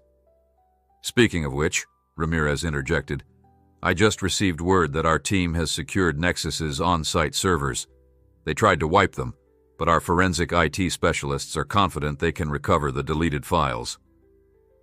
Thomas absorbed all this information with a mixture of relief and weariness. The truth was coming out, justice was being pursued, but the toll on his land, on his life, remained incalculable. "What about the other farms?" he asked. "Cal's Dairy, Amy's organic operation. They've been affected too." "We're expanding the investigation to include all potentially impacted properties," Ramirez assured him. "Our teams are already at Mr. Jennings' farm collecting samples." The conversation was interrupted by a commotion outside. Through the window, Thomas could see a sleek black town car pulling up to the police barricade at the end of the driveway. A distinguished-looking man in an expensive suit emerged, arguing with the deputies. "That's Howard Kraft," Diana said, recognizing him immediately. "Nexus's chief counsel. I've been in dozens of meetings with him." They watched as Kraft presented documents to the deputies, who radioed for instructions. After a brief consultation, the attorney was allowed through, escorted by 2 officers. "He's coming here?" Margaret asked, alarmed. "To our house?" "Let him come," Thomas said, rising from his chair. "I'd like to hear what Nexus has to say now." Ramirez held up a cautioning hand. "Mr. Hayes, as the lead federal investigator, I should handle this, but I would suggest that you and Ms. Mercer remain present. Mr. Chen, it might be best if you—" "I'm staying," Chen said firmly, taking out his recorder. "This is part of the story." When Kraft entered the kitchen, his confidence seemed to falter slightly at finding not just the Hayes family, but an EPA enforcement officer, a whistleblower, and a reporter all waiting for him. Nevertheless, he maintained his professional demeanor. "Mr. and Mrs. Hayes," he began, nodding curtly, "I represent Nexus Chemical Corporation. I've come to discuss a resolution to this unfortunate situation." "Resolution?" Thomas repeated, his voice level despite the anger simmering beneath. "You mean like the resolution your bulldozers were implementing yesterday?" Kraft winced almost imperceptibly. "That was an overzealous interpretation of the court order. Nexus regrets any distress it may have caused." "Cut to the chase, Counselor," Ramirez interrupted. "What are you offering?" Kraft placed his briefcase on the table and extracted a document folder. "Nexus is prepared to make a comprehensive settlement offer. Full purchase of the Hayes property at 3 times market value. Additional compensation for any health impacts, emotional distress, or business losses. Similar arrangements for other affected properties in the area. In total, a package worth approximately $50 million. A stunned silence fell over the kitchen. $50 million was an astronomical sum for a community where most families lived modestly, where farms were valued more for their heritage than their acreage. "And in exchange?" Margaret asked, breaking the silence. "In exchange, all parties would agree to confidential binding arbitration rather than litigation or criminal proceedings. No admission of fault would be made by Nexus.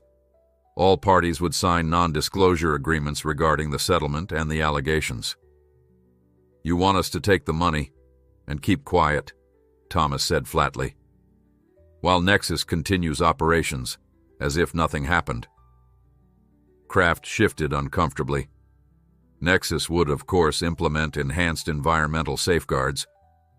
"Like the ones they promised after the Texas incident?" Diana interjected. "Or the Mississippi River case? Or the dozen other settlements they've made in the past decade?" The attorney's eyes narrowed at Diana. "Ms. Mercer, your breach of confidentiality agreements is a separate legal matter that will be addressed." "No, it won't," Ramirez cut in. "Ms. Mercer is cooperating with a federal investigation and is protected under whistleblower statutes. Any action against her would constitute witness tampering, a federal offense." Kraft turned his attention back to Thomas and Margaret. "Mr. and Mrs. Hayes, I urge you to consider this offer carefully. It's extremely generous, and it provides immediate compensation without the uncertainty and delays of litigation." Thomas looked at Margaret, at Diana, at Ramirez, at Chen.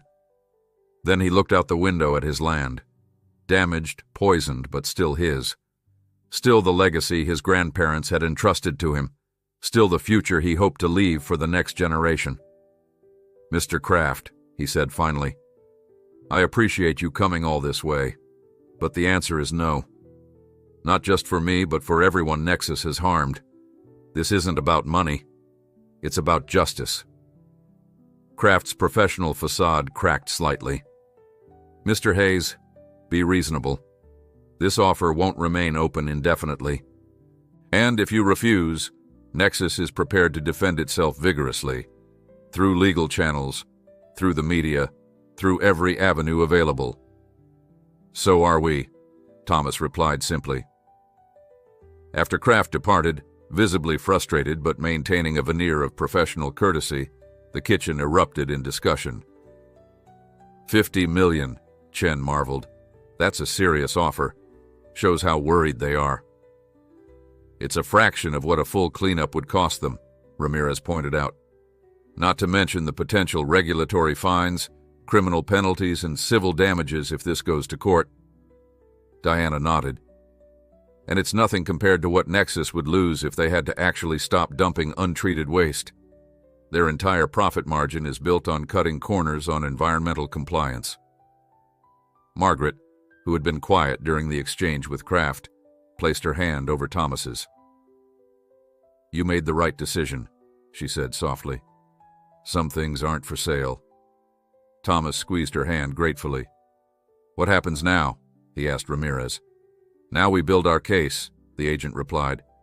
With Ms. Mercer's documents, your video evidence, the samples we're collecting, and whatever we recover from their servers, we have the makings of one of the strongest environmental crimes cases I've ever seen. Chen's phone buzzed, and he checked it with widening eyes. It just got stronger, he said, looking up at them. My editor says 2 more former Nexus employees have come forward after seeing our coverage. Both were fired last year after raising concerns about the waste management procedures. The dam is breaking, Diana observed with grim satisfaction. Outside, the methodical work of the EPA teams continued, a stark contrast to the chaotic remediation Warner had attempted. Thomas watched them through the window, these strangers in white suits documenting the damage to his land. With scientific precision, they represented hope. Hope that the truth would be fully revealed. Hope that the land might someday heal. But as the day wore on, bringing a constant stream of officials, reporters, and concerned neighbors to their door, Thomas couldn't shake a growing sense of unease. Warner had been conspicuously absent since his hasty retreat the previous day. A man like that, cornered and desperate, was capable of anything. The worst was yet to come. Thomas could feel it in his bones, like the way he could sense an approaching storm, long before the clouds appeared on the horizon. Thomas's premonition proved accurate sooner than anyone expected. As evening approached, Cal burst into the kitchen, out of breath and visibly agitated. They're moving equipment into position at the reservoir, he announced. Tanker trucks, industrial pumps, the works. Warner's there personally, overseeing everything. Ramirez was immediately on her feet. The drinking water reservoir? 20 miles south? Cal nodded grimly. My cousin works for the Water Authority. Called me as soon as they showed up with some emergency authorization from the county. Said they're implementing precautionary treatment measures because of potential contamination from upstream agricultural runoff. Agricultural runoff? Thomas echoed incredulously. They're blaming the farmers? Diana's face had gone pale. It's worse than that. They're going to treat the reservoir with the same chemical fixatives they tried to use here. Once those compounds are in the municipal water supply, they'll mask the toxins Nexus already released, Ramirez finished, already dialing her phone, making it nearly impossible to prove the extent of the contamination, and they get to paint themselves as the heroes, protecting the public from dangerous farmers. But that's insane, Margaret protested. Those treatment chemicals themselves are harmful. They can't just dump them into drinking water.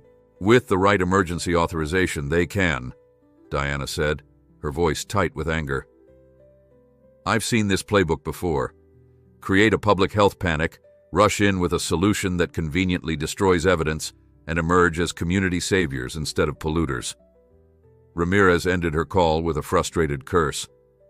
My superiors are trying to get a federal injunction, but it'll take hours. By then, Warner will have already contaminated the reservoir. Then we stop him ourselves, Thomas said, rising from his chair with sudden determination. Cal, how many people can you get to the reservoir in the next hour? Dozens, Cal replied without hesitation. Everyone's already on high alert after what happened in your north field. Mr. Hayes, Ramirez cautioned, I understand your impulse, but I can't condone any action that might...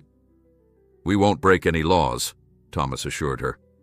But Warner doesn't have exclusive access to the media, and he doesn't own the roads leading to the reservoir. A peaceful gathering of concerned citizens might slow things down long enough for your injunction to arrive. Chen was already texting his editor. I can have a camera crew there in 40 minutes, and I'm betting every local station will send someone once word gets out that Nexus is trying to treat the drinking water. Margaret was already reaching for her coat. I'll call the church phone tree. Pastor Lewis can activate it with one message. That'll reach at least 100 families. Thomas turned to Diana. We need you there too. Someone with technical knowledge who can explain to reporters exactly what these chemicals do. Diana nodded resolutely. I helped develop these protocols. I can certainly help expose them. Within 20 minutes, a convoy of vehicles was assembling on the road outside the Hayes farm. Farmers in pickup trucks, teachers in sedans, shopkeepers in delivery vans, ordinary citizens responding to an extraordinary threat. Thomas rode with Cal, his mind racing with contingency plans. This wasn't just about his farm anymore. It was about the entire community's right to clean water. As they approached the reservoir, Thomas could see the Nexus operation already in progress. Floodlights illuminated the area in harsh white light, revealing tanker trucks positioned near the water's edge. Workers in hazmat suits were connecting hoses and preparing pumping equipment.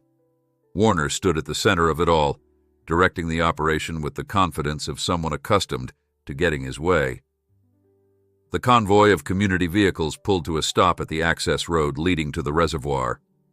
People began to emerge, gathering in a determined group. Thomas recognized faces from across the county, not just farmers whose livelihoods were directly threatened by Nexus's pollution, but teachers, nurses, shopkeepers, retirees. Some carried hastily made signs, "Keep our water clean," and Nexus, "Stop poisoning us," and simply, "No more chemicals." News vans began to arrive, reporters and camera operators quickly setting up to capture the confrontation. Chen was already positioned for maximum visibility, his camera crew focusing on the Nexus tankers with their ominous hoses extending toward the reservoir. "What now?" Cal asked as the crowd continued to grow, now numbering well over 100. Thomas surveyed the scene. "We form a line across the access road, peaceful, law-abiding, but unmovable. No one gets through to bring additional equipment or chemicals. And the stuff that's already there? That's where the cameras come in," Thomas replied, nodding toward the news crews. "Warner won't dare start pumping with the whole world watching, not once Diana explains what those chemicals really do." The community line formed quickly, people linking arms across the access road. Thomas, Margaret, Cal, and Diana positioned themselves at the center, directly facing the Nexus operation about 50 yards away. Behind them, the crowd continued to grow as word spread throughout the county. It didn't take long for Warner to notice the disruption. He stalked toward them, flanked by security personnel and county officials who looked increasingly uncomfortable with the situation. "This is a restricted area," Warner announced, his voice carrying across the distance. "You're interfering with an emergency public health operation." Thomas stepped forward to meet him, aware of the cameras capturing every moment. "There's no emergency here, Mr. Warner, except the one you're creating by trying to dump more chemicals into our drinking water." Warner's face tightened with barely controlled rage. "This treatment is necessary to neutralize potential contaminants." "Contaminants that you released," Diana interjected, moving to stand beside Thomas. "And these chemicals won't neutralize anything. They'll temporarily bind to toxins, masking them from standard tests while introducing new dangers to the water supply." A murmur ran through the crowd. Warner glared at Diana with undisguised hatred. "Ms. Mercer continues to misrepresent our operations out of personal vendetta." "I can show the chemical analysis," Diana countered, holding up a tablet with molecular diagrams displayed on the screen. "These compounds break down into carcinogens within the human body. They're not meant for drinking water. They're designed to hide pollution from regulators." The news cameras zoomed in on the tablet, broadcasting Diana's evidence in real time. Warner's security team shifted nervously, looking to their boss for direction. The county officials began to back away, clearly wanting no part of what was unfolding. "This is your last chance to disperse," Warner warned, though his confident demeanor had begun to crack. "Sheriff Mitchell will be here shortly to clear the area." "I don't think he will," Margaret replied calmly. "He's over there." She pointed to where the sheriff had indeed arrived, but instead of preparing to disperse the crowd, he was deep in conversation with Agent Ramirez, examining documents she had presented to him. Warner's face flushed as he realized his local authority was evaporating. "This treatment protocol has been approved by County Emergency Management under false pretenses," Thomas interrupted. "You lied to them about the chemicals, just like you've been lying about your toxic dumping for years." The confrontation was interrupted by the arrival of additional vehicles, not local police as Warner had expected, but state troopers, their lights flashing as they established a perimeter around the reservoir. Behind them came more EPA vehicles, agents and windbreakers spilling out to secure the scene. Sheriff Mitchell approached, his expression grim but resolved. "Mr. Warner, I've just been informed that a federal injunction has been issued prohibiting any chemical treatment of this reservoir pending a full environmental impact study." Warner's composure finally shattered. "This is absurd. We have authorization from your own county government. Authorization obtained through misrepresentation of the chemicals involved," the sheriff replied evenly. "The county is rescinding that authorization effective immediately." As if to underscore the point, the state troopers began moving toward the Nexus tankers, ordering workers to disconnect the pumping equipment. EPA officials fanned out around the reservoir, already taking water samples and documenting the Nexus equipment. Warner turned back to Thomas, his face contorted with fury. "You think you've won? This isn't over.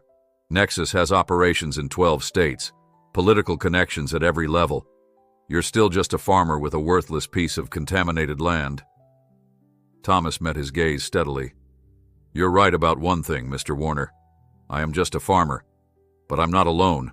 He gestured to the gathered community, to the news cameras broadcasting the confrontation, to the state and federal officials now taking control of the scene.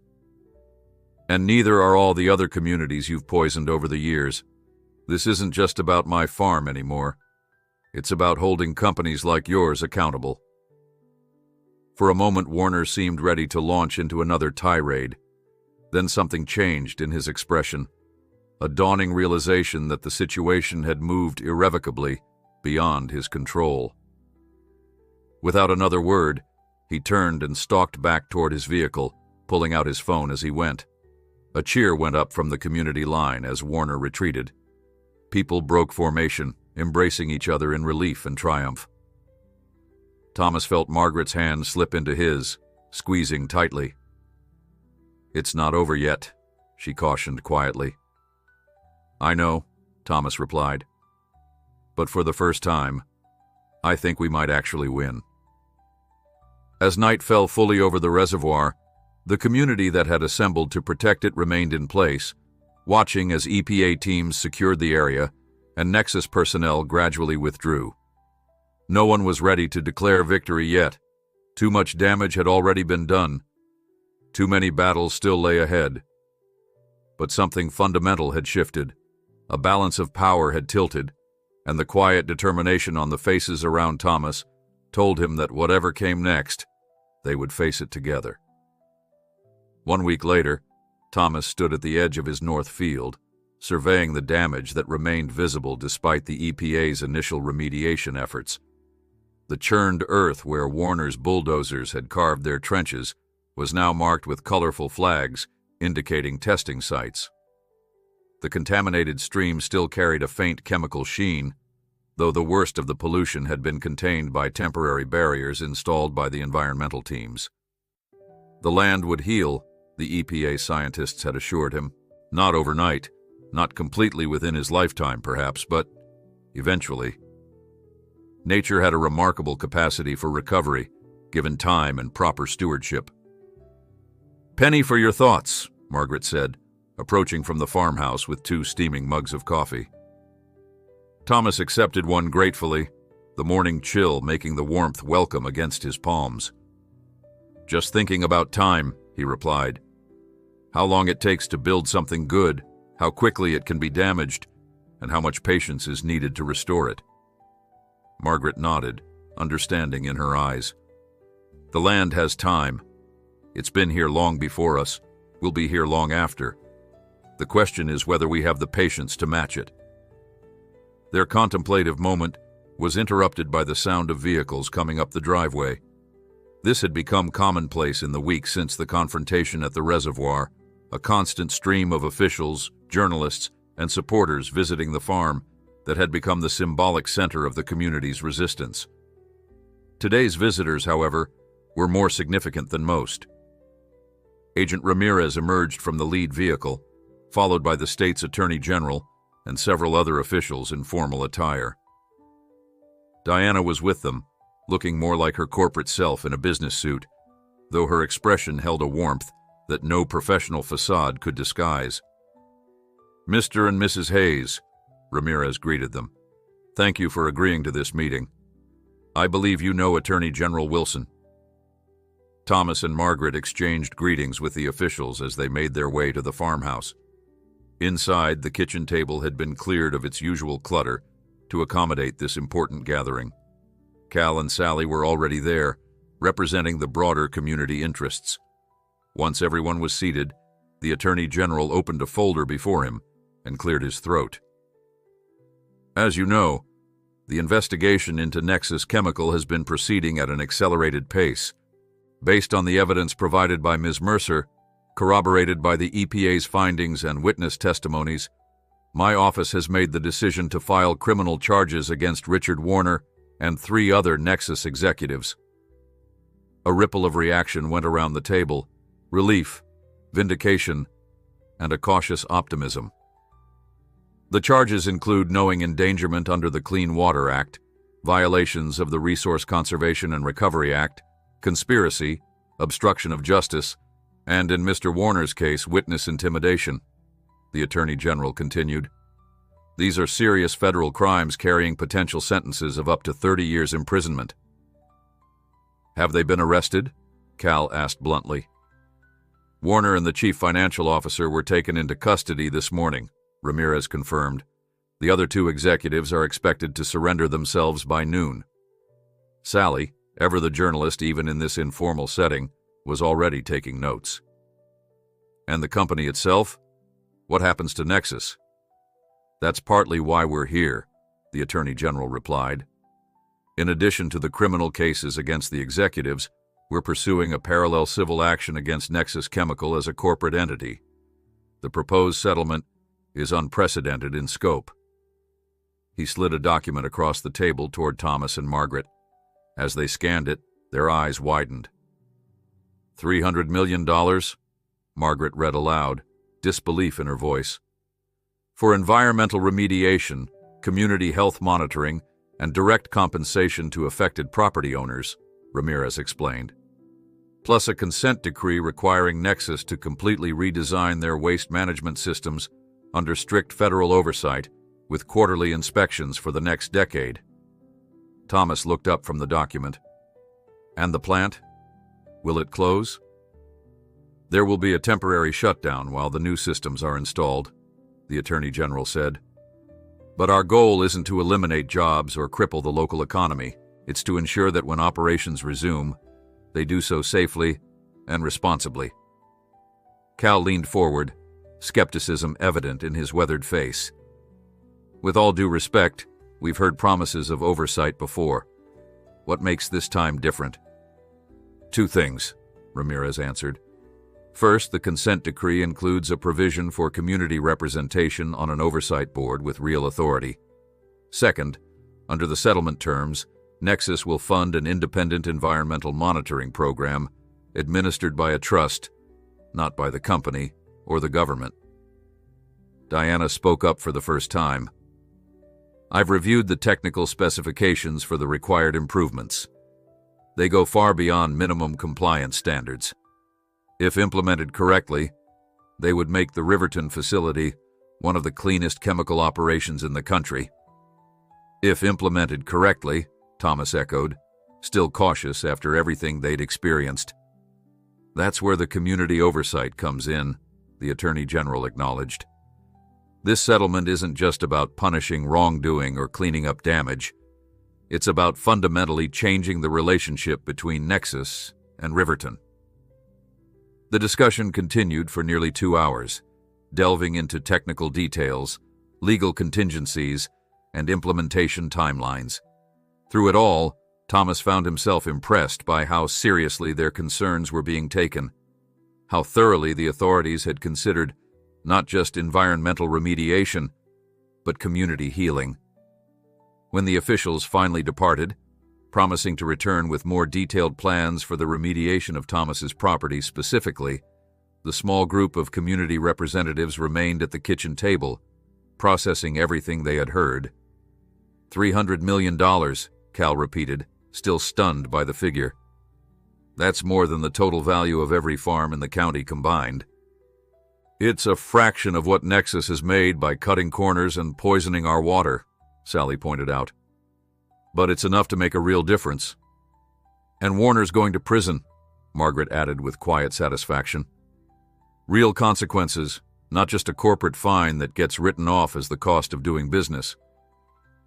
Thomas had remained largely silent during the latter part of the meeting, turning over a different aspect of the settlement in his mind. Now he looked at Diana, who had also stayed behind. This oversight board they mentioned. They want me to chair it. Diana smiled. They want someone who can't be bought or intimidated. Someone who understands both the land and the stakes. I can't think of anyone better. I'm not a scientist or a lawyer, Thomas objected. I'm just a farmer who stood up when no one else would, Cal interrupted. A neighbor who risked everything for the community. You won't be alone, Diana assured him. The board will include scientific experts, legal advisors, other community members. But it needs a moral compass, someone who remembers what this fight was really about. Thomas glanced out the window toward his fields, where EPA teams continued their methodical work. I'll need to think about it. Later that evening, after everyone had gone, Thomas and Margaret walked along the stream that had been the first visible sign of Nexus's betrayal. In places, the water already ran clearer than it had in months, the emergency measures beginning to take effect. Small signs of healing. You're going to accept, aren't you? Margaret asked, knowing her husband well enough to read his decision in his silence. Thomas nodded slowly. Someone needs to make sure they actually do what they've promised. Not just the cleanup, but the changes going forward. Someone who remembers. It won't be easy, she cautioned. Corporate culture doesn't change overnight, any more than poisoned land does. Nothing worthwhile ever is, Thomas replied, echoing the wisdom his grandfather had impressed upon him decades earlier. They walked further to the crest of the small hill that overlooked not just their property, but a substantial portion of the valley. The setting sun painted the landscape in warm hues, softening the visible scars of environmental damage. In the distance, the Nexus facility stood silent, its operations suspended pending the installation of new safeguards. Do you think we can trust them? Margaret asked. After everything that's happened? Trust, but verify, Thomas said, the hint of a smile playing at the corners of his mouth. And keep the pressure on, always. A week later, the story of Riverton's stand against Nexus Chemical Corporation was overshadowed in national news by a political scandal in Washington. The media spotlight moved on, as it inevitably does. But in communities across the country, where industrial facilities neighbored family farms, where corporate interests clashed with environmental concerns, people remembered the story of a farmer who had refused to be silenced. In boardrooms and executive suites, risk assessments began to include a new factor. The Haze scenario, the possibility that a single determined individual with truth on their side might catalyze a movement capable of bringing even the most powerful corporation to account. And in Riverton itself, the work continued. Remediation teams labored to cleanse the contaminated watershed. Health screenings were established for every resident who might have been exposed. The Community Oversight Board held its first meeting, with Thomas reluctantly but resolutely taking the chair. 1 month after Warner's arrest, Thomas planted the first test crop in a small, carefully remediated section of his north field, a symbolic gesture of hope and determination. The EPA scientists had cautioned that it might not thrive, that the soil might need more time to recover. But Thomas understood something about resilience that their scientific models couldn't quantify. When the first green shoots pushed through the soil 2 weeks later, Thomas wasn't surprised. He had always known that with proper care and stubborn persistence, healing was possible for the land, for the community, for the broken systems that had allowed the damage in the first place. It would take time, years for the watershed to be fully restored, decades, perhaps, for the lessons to be thoroughly learned and institutionalized. The consent decree would eventually expire. Memories would fade. New challenges would arise. But something fundamental had changed in Riverton, a shift in the balance of power and responsibility that could not be undone. The community had discovered its voice, its strength, its capacity to demand and create change. And in homes throughout the valley, children were growing up with a powerful story about standing firm against injustice, about the difference that ordinary people could make when they refused to be silent in the face of wrong. That, Thomas reflected as he knelt to touch the tender new growth in his test plot, was a legacy worth fighting for.